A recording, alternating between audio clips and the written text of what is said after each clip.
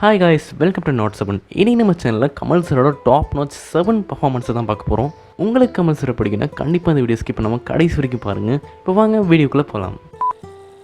ஒரே ஒரு படத்தில் கம்யூனிசம், காதல், நட்பு, நகைச்சுவை, மனிதாபிமானம்னு ஏகப்பட்ட விஷயங்கள் உள்ளடங்கின கமல் சரோட பெஸ்ட்டு படம் தான் அன்பே சிவம். அந்த படத்தில் இருக்க எல்லா சீனுமே நல்லாயிருக்கும். குறிப்பாக இந்த சீனில் கமல் சார் ரொம்ப நல்லா நடிச்சிருப்பார்.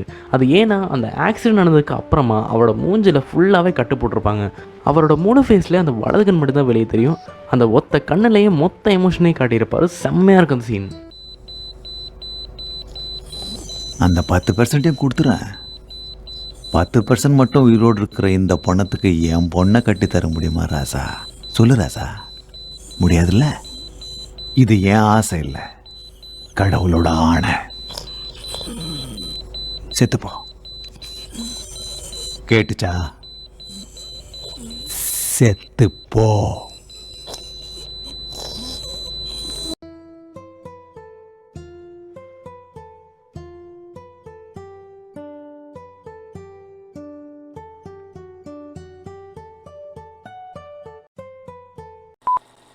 படம் முழுக்கவே டார்க் ஹியூமராகவே நிறைஞ்ச ஒரு படம் தான் பஞ்சதந்திரம். அந்த படத்தில் கமல் சருக்கு இருக்க 4 ஃப்ரெண்ட்ஸுமே வேறு வேறு ஸ்டேட்டில் உள்ளவங்க. அதனால வேறு வேறு லாங்குவேஜில் தான் கதைப்பாங்க.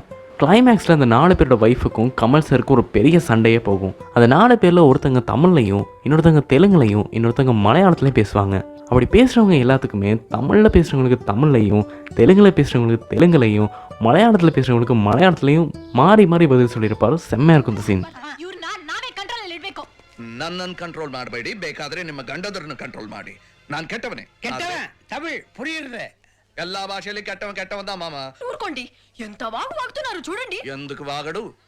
వాగటానికి వాగడమే జవాబు. నేను అబద్ధం చెప్పేవాడిని. ഭാര്യ മൈഥിലി അലവലാതി മാഗിഡ് അനിയത്തിയാ നിങ്ങൾ പറഞ്ഞില്ലേ? നാനുണ്ടോ നിങ്ങൾക്ക്? എന്തിനാ അങ്ങനെ പറഞ്ഞേ? ഞാൻ അങ്ങനെ പറയുള്ളൂ. ഇല്ലാതെ പിന്നെ ഞാൻ നിങ്ങളുടെ ഭർത്താവിനെ പറ്റി പരാതി പറഞ്ഞില്ലല്ലോ, എന്റെ ഭാര്യയെ പറ്റിയാണ് പറഞ്ഞത്. அப்ப அவகாரரோட அவ பாஷையில பேசுறதெல்லாம் ஒட்டு கேட்டு நின்றுக்க. நோக்கு என்ன உரிமை இருக்கு? Right set. ஒட்டு கேட்கறதுக்கு எந்த அளவுக்கு எனக்கு உரிமை கிடையாதோ அதே மாதிரி கேள்வி கேட்கறதுக்கும் உங்களுக்கு உரிமை கிடையாது. அவாவா குடும்பக்ஷேமம் அவாவாளுக்கு முக்கியம். அவாவா புருஷன் அவாவா கையில போட்டு அவாவா ஆளாத்துக்கு போய் சேருங்க. அதான் என்னுடைய அவா.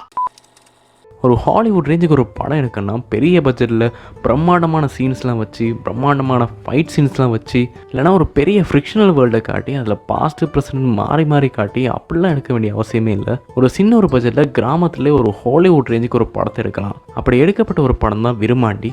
இந்த படத்தை டைரக்ட் பண்ணது கமல் சார் தான். இந்த படத்தோட ஸ்டோரி அப்புறம் நான் லீனியரில் இந்த படத்தோட ஸ்க்ரீன் பிளே அப்படின்னு எல்லாமே நல்லா தான் இருக்கும். அதுலேயும் குறிப்பாக இந்த சீனில் கமல் சார் ரொம்ப நல்லா நடிச்சிருப்பார். எனக்கு நல்லா ஞாபகம் இருக்குது. அப்போ எனக்கு ஒரு 8 வயசு இருக்கும். அப்போ தான் டிவியில் 3ஆம் பிறை படம் ஓடிட்டு இருந்துச்சு. நல்லா ஒரு ஜாலியாக தான் தொடங்கி நல்லா தான் போயிட்டு இருந்துச்சு. ஆனால் கிளைமேக்ஸ் தானே இருக்குது. அப்புறமா கிளைமேக்ஸில் கமல் எழுதிட்டுருக்காரு. அதே நேரத்தில் என் கண்ணிலேருந்து தண்ணி ஊற்றிட்டுருக்கு.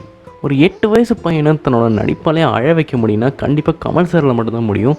8 வயசுன்னு கிடையாது. அந்த சீனை எப்போ பார்த்தாலுமே எனக்கு அழுகையாக தான் வரும். ஏன்னா அந்த அளவுக்கு ரொம்ப எமோஷனலாக அந்த சீனில் அவர் நடிச்சிருப்பார். என்னதான் இப்போ கமல் சாரோட படங்கள் செலிப்ரேட் பண்ணப்பட்டாலும் இன்னும் சில படங்கள் செலிப்ரேட் பண்ணப்படாமே இருக்குது. அப்படி இருக்க படங்களில் ஒன்று தான் ஆளவந்தான். இந்த படத்தில் கமல் சார் டபுள் ஆக்ஷனில் நடிச்சிருப்பார். ஆனால் அந்த படத்தை பார்க்கும்போது அந்த 2 கேரக்டர்ஸ்க்குமே வேறு வேறு ஆக்டர்ஸ் தான் ப்ளே பண்ணியிருப்பாங்கன்னு நாமளே நினைக்கிற அளவுக்கு அந்த 2 கேரக்டர்ஸ்க்குமே நல்ல வேரியேஷன் காடி நடிச்சிருப்பார். அதுலேயும் அந்த 2 கேரக்டரில் அந்த நந்து கேரக்டருக்கு அவர் கொடுக்குற அந்த வாய்ஸும் சரி, அவர் பேசுகிற அந்த வசனங்களும் சரி, அந்த பாடி லாங்குவேஜும் சரி செம்மையாக இருக்கும். முக்கியமாக இந்த சீனில் தான் இந்த கேரக்டரோட பீக் ஆக்டிங் காட்டியிருப்பார். செம்மையாக இருக்கும் இந்த சீன். ஒரு டைமில் தமிழ் சினிமாவில் இருக்க எல்லா ஆக்டர்ஸுமே மாறி மாறி போட்டி போட்டுக்கிட்டு மொக்கப்படமாக கொடுத்துட்டு இருந்த அந்த டைமில் மொத்த இந்தியன் சினிமாவை திரும்பி பார்க்க வச்ச ஒரு படம் தான். என்னதான் அந்த மாஸ்கை போட்டுட்ருக்கிறது கமல் சார்னு தெரிஞ்சாலும் இன்டர்வலில் அந்த மாஸ்க் அவர் கழட்டி காட்டும்போது எல்லாத்தையுமே மறந்து கூஸ்பம்ஸ் கொடுத்த ஒரு சீன் தான் இந்த ஒரு இன்டர்வல் சீன். கமல் சார் ஒரு நல்ல ஒரு ஆக்டர் மட்டும் இல்லை, ஒரு தரமான ஒரு டேரக்டரும் கூட. ஹேராம், விஸ்வரூபம், விருமாண்டின்னு தரமான படங்களை தான் டைரக்ட் பண்ணியிருக்காரு. ஆனால் அவர் டைரக்ட் பண்ண இன்னொரு படம் இன்னும் வெளிவராமல் இருக்குது. அதுதான் மருதநாயகம். இந்த படத்தோட ட்ரெய்லர் கூட ரிலீஸ் ஆயிடுச்சு. ஆனால் அந்த படம் இன்னும் ரிலீஸ் ஆகலை. ஆனால் இந்த ட்ரெய்லரில் வர இந்த சீனை மட்டும் நான் ஒரு 1000 டைம்ஸ் பார்த்துருப்பேன். அந்தளவுக்கு இந்த சீன் இருக்கும்.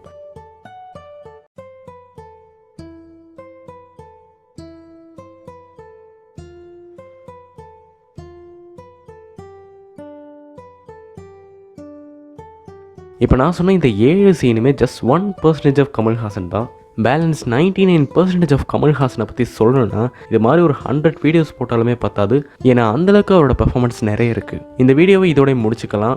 உங்களுக்கு இந்த வீடியோ பிடிச்சிருந்தா கண்டிப்பாக லைக் பண்ணுங்கள். இந்த மாதிரி நிறைய வீடியோ வேணுன்னா Not7 சேனலை சப்ஸ்கிரைப் பண்ணிக்கோங்க.